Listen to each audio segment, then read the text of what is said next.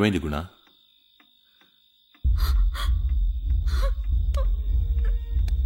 ఇక ఇప్పుడు కంప్లైంట్ ఇవ్వడమే బెటర్.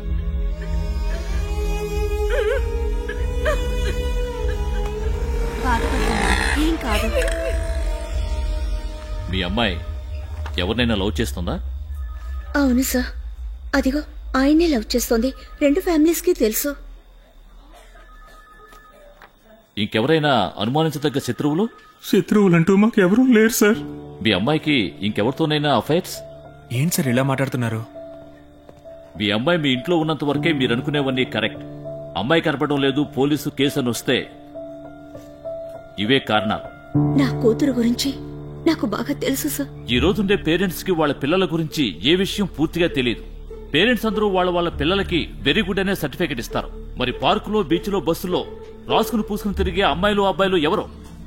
ఈ రోజు నమ్మక ద్రోహం అన్నది ఇంటి నుంచే స్టార్ట్ అవుతోంది. తప్పుగా అనుకోకండి, మిమ్మల్ని గాయపరచాలన్నది నా ఉద్దేశం కాదు. మేము రోజు ఎన్నో కేసులు చూస్తున్నాం. మీరు చెప్పే ఏదో ఒక విషయం ఈ కేసుకు హెల్ప్ఫుల్ గా ఉండొచ్చు. మీ అమ్మాయిని ఇంకెవరైనా లవ్ చేయొచ్చు, చేసుండొచ్చు. చుట్టుపక్కల కాలేజీలో ఎంక్వైరీ చేయండి. వాడు నా క్లోజ్ ఫ్రెండే సార్.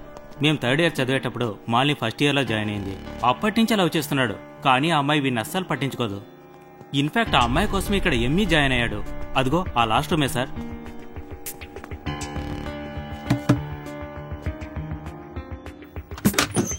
ఎవరు?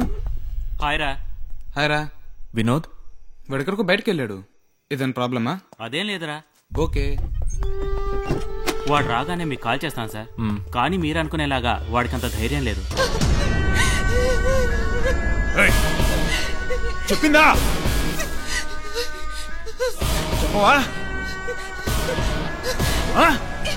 చెప్పవా?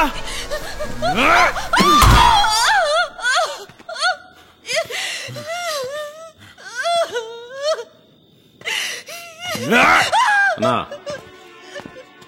దీని అకౌంట్లో 1800 డిపాజిట్ చేశాడు. సంతకం మాత్రమే ఉంది. అడ్రస్, ఫోన్ నంబరు ఏదీ రాయలేదన్నా.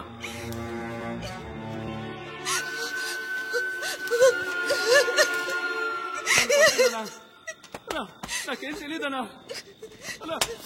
ఎందుకు కొడుతున్నారన్నా? వదలండి అన్నా. దీని బాబు పెళ్ళం చేతిలో కీలు బొమ్మ. అన్నదమ్ములు ఎవరూ లేరు. కాలేజీలో ఎంక్వైరీ చేసి దీన్ని లవ్ చేసేవాడిని లాక్కొచ్చా. కొడుతున్నారన్నా, చెప్పి కొట్టండి అన్నా.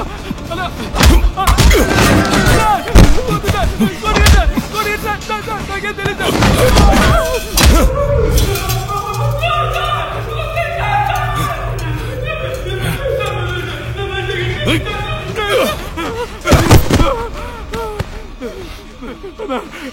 అన్నా, నేను ఈ అమ్మాయిని లవ్ చేస్తున్నానన్నా.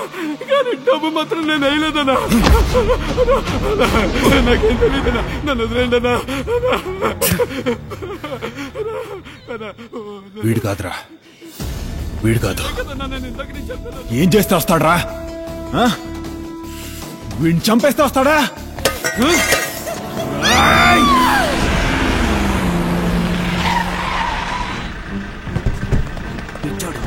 బాడీని పడేయడానికి పార్కింగ్ లైట్ వేశాడు చూడు. త్వరగా పడండి, త్వరగా ఎక్కడి త్వరగా. హలో, పోనీరా అన్న, బాడీని పడేస్తాను.